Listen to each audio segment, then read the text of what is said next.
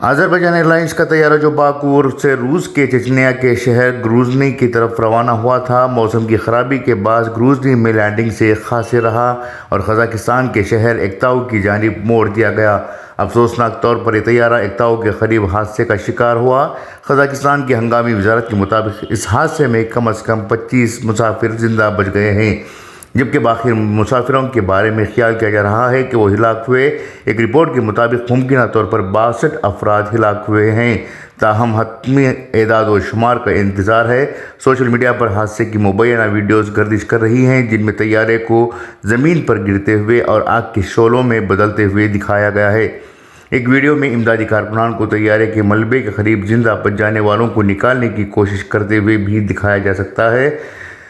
हादसे की मौजूदा सूरत हाल यह है कि ये तैयारा बाकू से ग्रूजनी जा रहा था, लेकिन ख़राब मौसम की वजह से एक्ताऊ की तरफ भेजा गया। कज़ाकिस्तान की हुकूमत इस हादसे की मज़ीद तहक़ीक़ात कर रही है ताकि हादसे के वजूहात को जांचा जा सके। हादसे के मुकाम की ड्रोन से ली गई तस्वीर में हादसे का मुकाम मंजर दिखाया गया है, जहाँ तैयारा ज़मीन पर तबाह हुआ है।